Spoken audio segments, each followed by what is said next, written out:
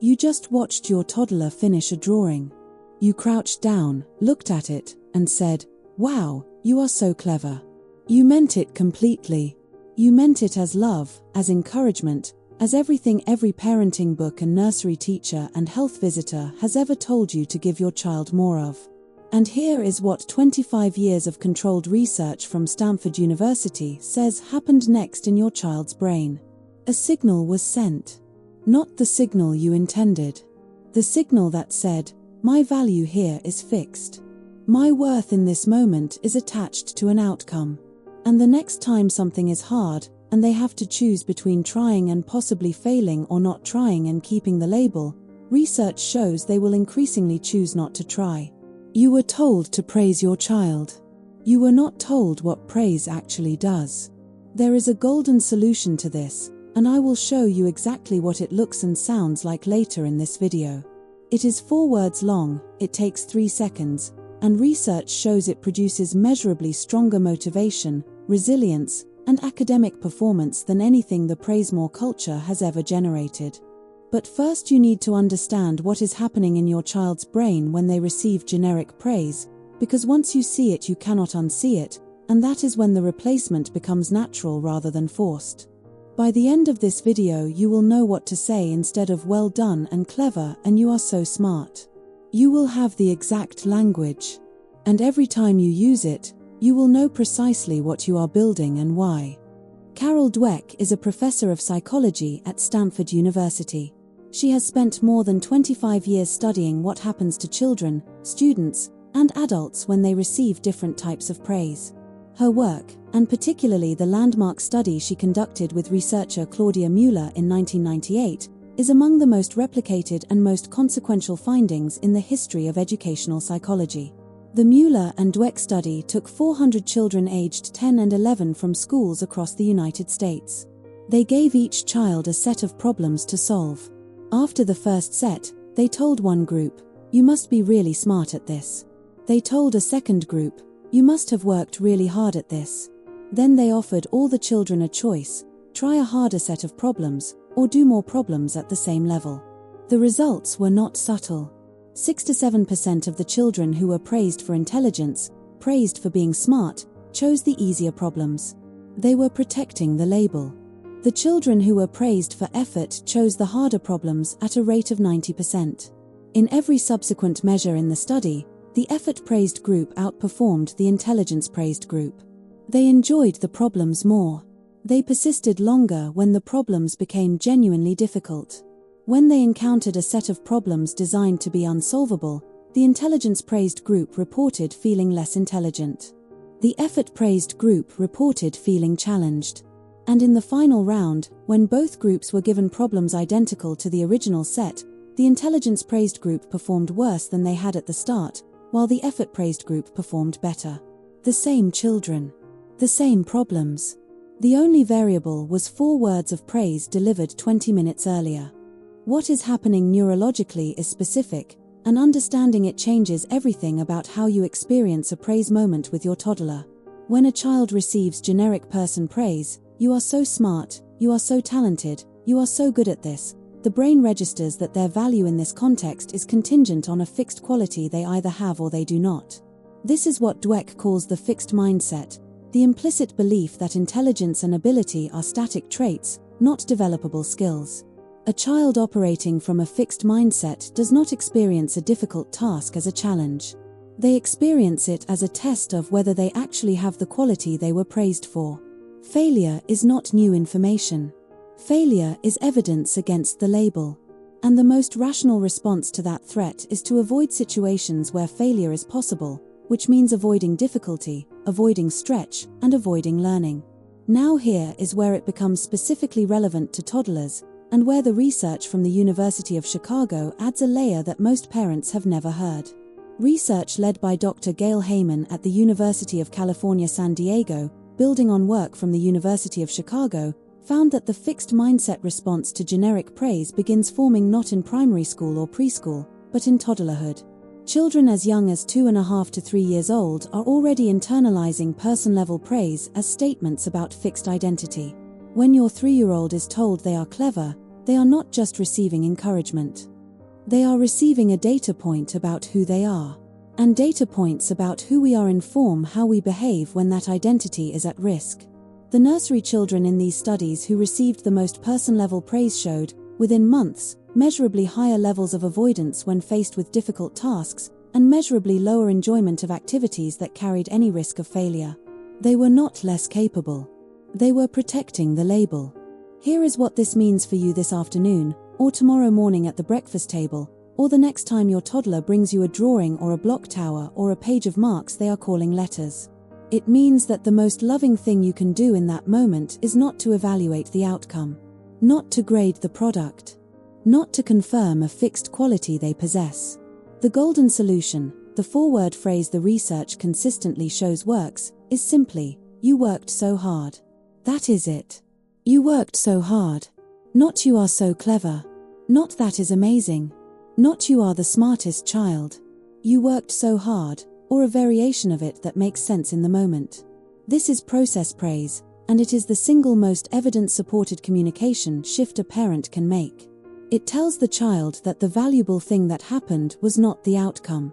It was the process. And processes are repeatable. Effort is a choice. Hard work can always be done again. The first evidence-based strategy is process praise, and it is the foundation of everything else. Process praise acknowledges the effort, the strategy, the concentration, the specific actions the child took, rather than the outcome they produced or the fixed trait they are assumed to possess. The language is simple and precise. Instead of "you are so good at puzzles," say "I watched you try that piece in 4 different places before it fit." Instead of "clever girl," say "you kept going even when it was hard." Instead of "you are so artistic," say "you chose all those colors really carefully." The specificity matters. Generic process praise, "great effort, well done for trying," is more effective than generic person praise, but the most effective form names the specific behavior you observed. When the child can hear what specifically they did that mattered, they know exactly what to repeat. You are building a map of the process that produced the outcome, and that map is what they take into the next challenge. The second strategy is the normalization of struggle, and it addresses the thing that generic praise culture has most catastrophically failed to prepare children for, the experience of something being difficult. When a child's primary feedback system is praise for success and silence or consolation for failure, they receive a clear implicit message: difficulty is bad, failure is bad, not knowing how to do something is bad. The neuroscience of learning tells us the opposite is true.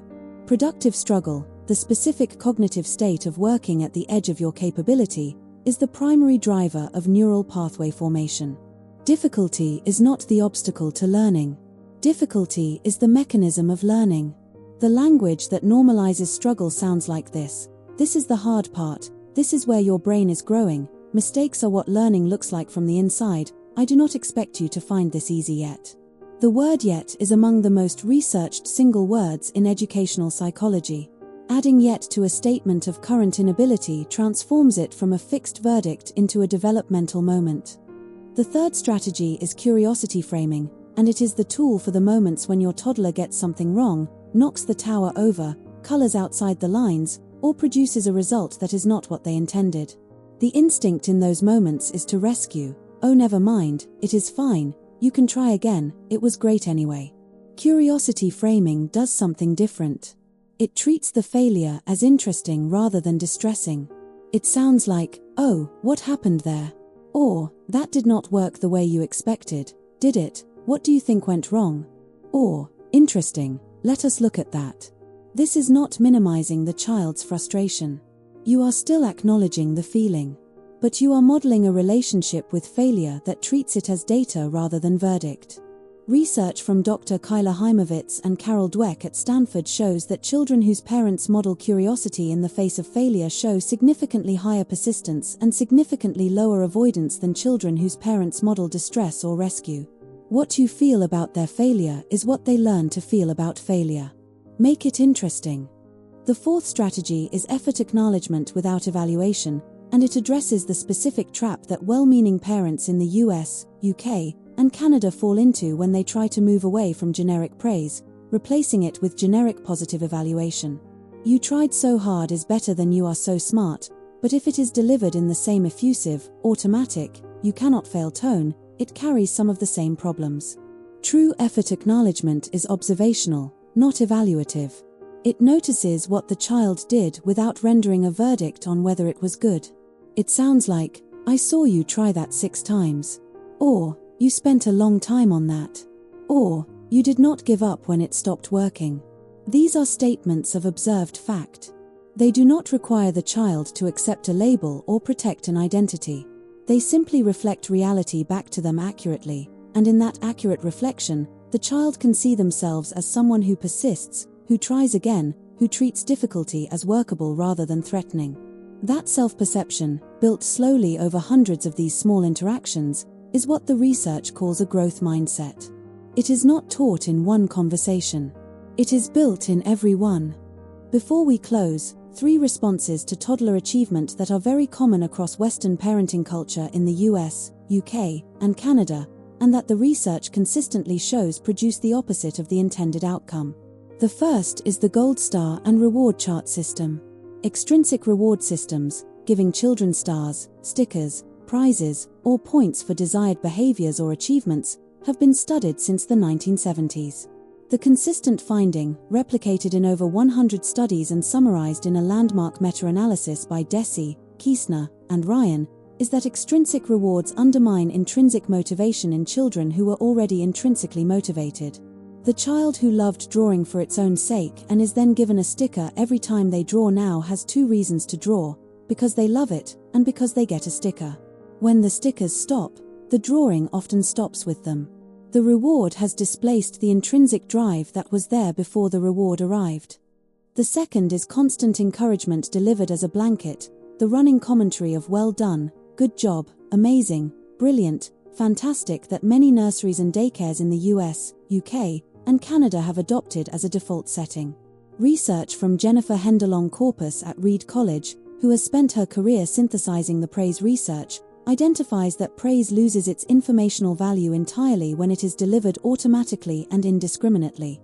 A child who receives "well done" for every action regardless of effort or outcome quickly learns that "well done" means nothing. It is verbal wallpaper. The praise that has the most impact is specific, earned, and relatively infrequent. It needs to carry information. Constant praise carries no information at all, because it is equally distributed regardless of what happened. The third is the comparison praise. "You did so much better than last time," "You are the best in your class," "Nobody draws as well as you." Comparison praise ties value to relative performance rather than personal effort, which creates anxiety rather than confidence and produces the exact fixed mindset protection behaviors the research has mapped. Before we go, I want to speak directly to the parent who is feeling something uncomfortable right now. The realization that a behavior done with complete love and complete good intention may have been working against the child you were trying to build up.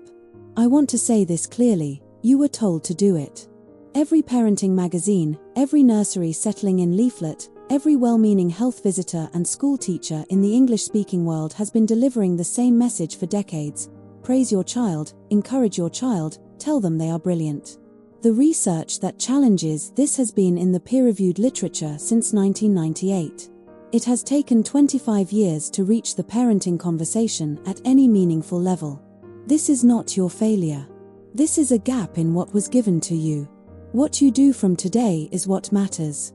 Every time you say "I saw how hard you worked" instead of "you are so clever," you are building something in your child's brain that generic praise never could.